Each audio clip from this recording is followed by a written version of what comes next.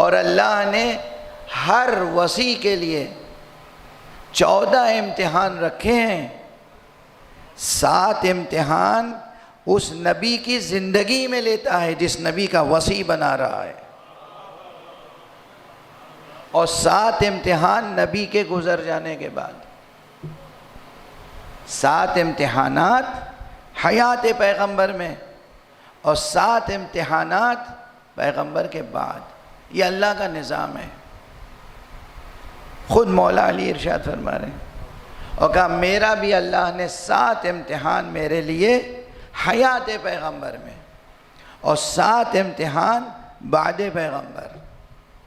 اب بس ان میں سے چند امتحانات میں آپ کو سناؤں گا، اس لیے کہ یہاں نقطہ وصل کیا ہے اس آیت اور اس کے ضمن میں ظاہری احکام کے بعد جو باطن ہے، اس باطن سے رشتہ یہ ہے کہ کسی امام کا، کسی وصی کا عہد وصایت قبول کرنے کے بعد اس عہد وصایت کے وفا کرنے کا مرحلہ کتنا اہم ہوتا ہے.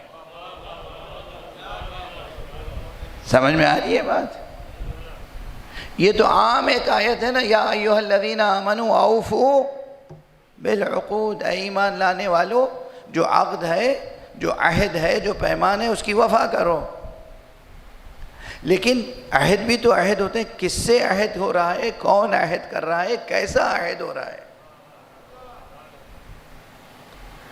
یہ عہد کوئی معمولی عہد نہیں ہے. ایک رسول سے اس کے وصی کا عہد ہے، اور یہاں پر تو خاتم النبیین، امام المرسلین کے وصی کا عہد ہے. کتنا اہم عہد ہے. اور اس عہد کو وفا کرنے کے لیے امتحان لینے والا کون ہے؟ اللہ. تو کتنی اہم روایت ہے یہ.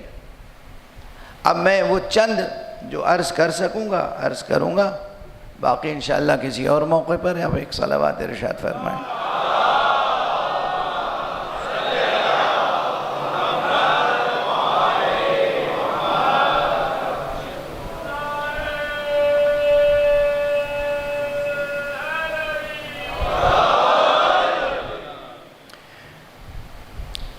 اس نے کہا جی آپ نے بالکل درست ارشاد فرمایا. میری کتاب میں یہی لکھا ہوا ہے کہ اللہ 7 امتحان لیتا ہے حیات پیغمبر میں اور 7 امتحان لیتا ہے بعد پیغمبر. تو یہ تو بات آپ نے صحیح ارشاد فرمائی. اب ترتیب وار آپ بیان کریں، عنایت فرمائیں کہ آپ کے کیا کیا امتحانات اللہ نے حیات پیغمبر میں لیے ہیں. آپ نے فرمایا دیکھو پہلا امتحان یہ تھا کہ جب اللہ نے حکم دیا اعلان نبوت کا تو رسول نے پورے خاندان کے لوگوں کو بلایا. اس میں بوڑھے بزرگ بھی تھے، جوان بھی تھے، بچے بھی تھے. میں سب سے چھوٹا تھا اور میں تو رسول کی خدمت میں رہا کرتا تھا. سب سے چھوٹا تھا اور ان کی خدمت میں رہا کرتا تھا. اب دیکھیے گا یہ عموماً فضیلت بیان ہوتی ہے، ہم سب واقف ہیں جس زاویے سے مولا ارشاد فرما رہے ہیں، تاکہ عام انسان بھی غور کرے اگر وہ انسانی زاویے سے سوچنا چاہتا ہے. ایک ہوتا ہے الہی زاویہ کہ آپ یقین رکھتے ہیں، ہم ایمان رکھتے ہیں علی پیدا ہی ہوئے تھے. علی زندگی کا ہر لمحہ ان کا بلند تھا، بالا تھا، معصوم تھے، بحیثیت امام ہی ولادت ہوئی تھی. یہ سب ہمارا عقیدہ یہ اپنی جگہ درست ہے، اس میں کوئی مبالغہ نہیں ہے. لوگ آج کل یہ کہتے ہیں نا یہ مبالغہ ہے اور یہ مبالغہ، کوئی مبالغہ نہیں، یہ سب صحیح. لیکن عام انسان کو کس طرح ان کی فضیلت سمجھائیں گے؟ عام زمینی انسان وہ تو زمین پر رہ کر ہی سوچ سکتا ہے نا. تو عام انسان یہ عام حالات کیا ہوتے ہیں؟ اگر کسی خاندان یا قبیلے کے سارے لوگ کسی کے مخالف ہوں تو کسی ایک 10 برس کے بچے کی مجال ہوگی جو ان تمام پورے خاندان کے مقابلے میں کھڑا ہو جائے.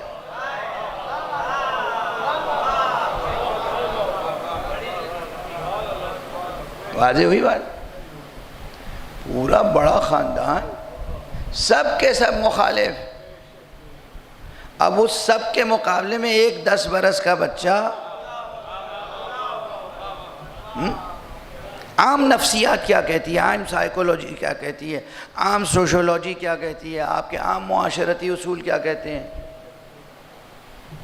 اب یہ بچہ بھی اگر انہی سب کے ساتھ رہے تو کوئی گناہ نہیں ہے، اس بچے پہ کوئی الزام نہیں آئے گا، اس کا کوئی نقص ثابت نہیں ہوگا.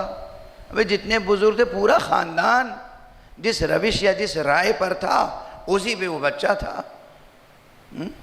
کہ اللہ نے اس وقت میرا امتحان لیا. یہ امتحان تھا کہ سب مخالف تھے، لیکن جب پیغمبر نے فرمایا کہ آج میں جو بیان کر رہا ہوں، جو حقیقت آشکار کر رہا ہوں، جو اس کی تصدیق کرے گا اور جو میرا ساتھ دے گا وہی میرا وزیر ہوگا، خلیفہ ہوگا، جانشین ہوگا. ایک ثانیے کے لیے بھی بقدر چشم زدن بھی میرے دل میں نہ شک آیا، نہ وہم آیا، نہ تأمل آیا، بے اختیار میں نے رسول کی تصدیق کی.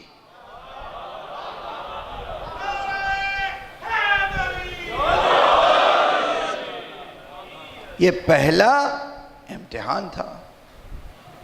بڑے بڑے خاندان کے بوڑھے سب مخالف، لیکن میں کسی سے مرعوب نہیں ہوا،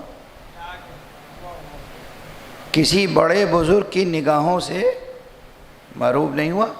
میں نے حق کو حق کہا اور اس پر قائم رہا. یہ میری زندگی کا پہلا امتحان تھا. دیکھیے اسی واقعے کو آپ بہت بار سن چکے ہیں نا.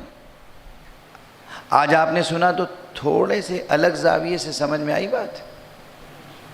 آئی یا نہیں آئی؟ اب اس کے بعد جو بیان کروں گا اس کے لیے اور زیادہ صبر و تحمل کی ضرورت ہوگی. وہ بھی واقعات وہی ہیں جو آپ سنتے رہتے ہیں ماشاءاللہ، وہ خوب سن کے واقعات پہ نعرے لگاتے ہیں. مگر اکثر یہ ہوتا ہے کہ دیکھیے ایک واقعہ ہوا، اسے کسی ایک رخ سے کسی شاعر یا ادیب یا خطیب نے بیان کر دیا اور بس وہی رخ چل پڑا.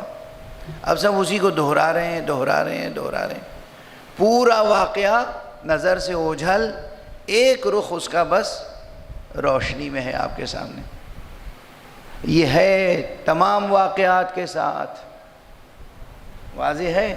اس لیے اگر کچھ میں بیان کروں تو اعتراض کرنے سے پہلے سوچ لیجئے گا. بھئی میرے ممبر پہ آنے کا فائدہ کیا ہے؟ کیوں بلاتے ہیں آپ؟ وہی رٹی رٹائی باتیں سنا دی جائیں. وہ تو سب ہیں رٹی ہوئی آپ کو. حقیقت کو پرانی قدیم کتابوں سے نکال کے پیش کرنا پڑتا ہے. یہ میں تمہید میں اس لیے عرض کر دیا کہ آپ دل جگر تھام کے بیٹھیے گا، چونکہ بعض واقعات جس طرح آپ نے سن رکھے ہیں وہ اس طرح نہیں ہیں. واقعے کا ایک رخ، ایک پرتو آپ کے سامنے، پورا واقعہ نگاہوں سے اوجھل ہے.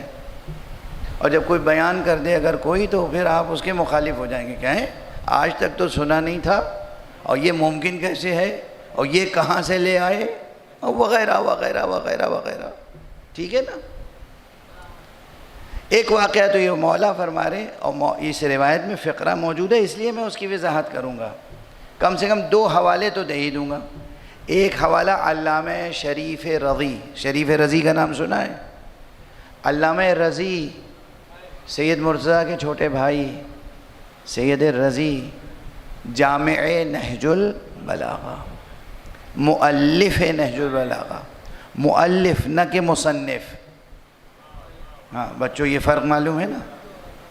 مصنف وہ ہوتا ہے جو پوری کتاب خود لکھتا ہے، مؤلف وہ ہوتا ہے جو جمع کرتا ہے.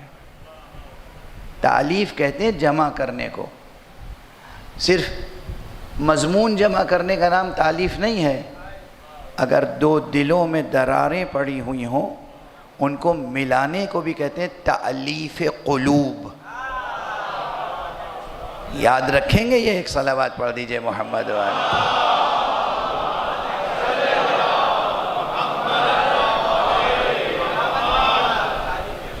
تألیف قلب، تألیف قلوب، دلوں کو ملانا، دلوں کو جمع کرنا، دل جیتنا، تألیف قلب، ٹھیک ہے نا؟ واضح رہے گا یہ بھی ضمناً، اور یہی سب سے بڑا کارنامہ ہے۔ بعض عرفا کا یہ مقولہ ہے، مصرع ہے مشہور، دل بے دستاور کے حج اکبر است۔ دل جیتو لوگوں کے، یہی حج اکبر ہے، یہ حج اکبر ہے۔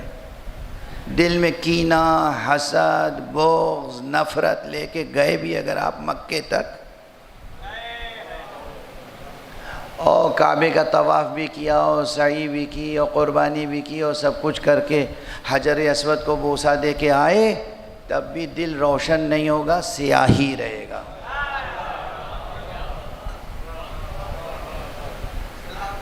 لیکن اگر دل روشن ہے اور آپ نے دوسروں کے دل بھی جیتے محبت سے، تو وہ حج اکبر ہے، یاد رہے گا نا؟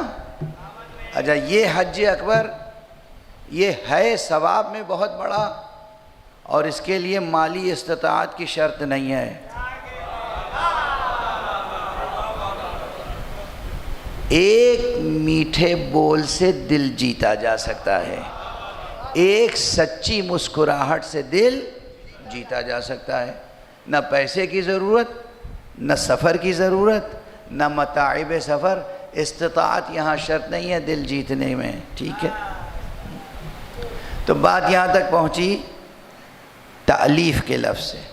جناب سید رضی مؤلف ہیں نہج البلاغہ کے تالیف، انہوں نے ایک کتاب اور لکھی ہے جس کا نام ہے خصائص امیر المؤمنین، وہ الگ کتابیں چھپی ہوئی موجود ہے، اس میں بھی یہ مضمون موجود ہے، یہ واقعہ، اور مولا کی اس روایت میں بھی موجود ہے۔ واقعہ کون سا ہے؟ فرمایا میرا دوسرا امتحان شب ہجرت لیا گیا۔ مولا خود اسے امتحان کہہ رہے ہیں، اس کے معنی یہ نہیں ہے کہ اس واقعے کو کسی بھی لحاظ سے سبک گردانا جائے، ہلکا سمجھا جائے۔ یہ مولا امیر المومنین کی بہت بڑی فضیلت ہے، بہت بڑی فضیلت ہے، اور بہت بڑا امتحان تھا۔ جس طرح وہاں تھا پورا قبیلہ، پورا خاندان ایک طرف، تنہا علی ایک طرف کھڑے ہو گئے، اسی طرح پورا مکہ ایک طرف، مکے کے تمام قبیلے ایک طرف، سب نے یہ طے کر رکھا ہے کہ ہم ایک ساتھ تلوار چلائیں گے، تاکہ تعین نہ ہو سکے کہ قاتل یہ ہیں یا یہ ہیں یا یہ ہیں یا یہ ہیں، اور ہر قبیلے کا ایک ایک فرد ہوگا۔ تو بنو ہاشم کس کس سے انتقام لیں گے؟ اس لیے یہ خون نعوذ باللہ خون ہدر ہو جائے گا۔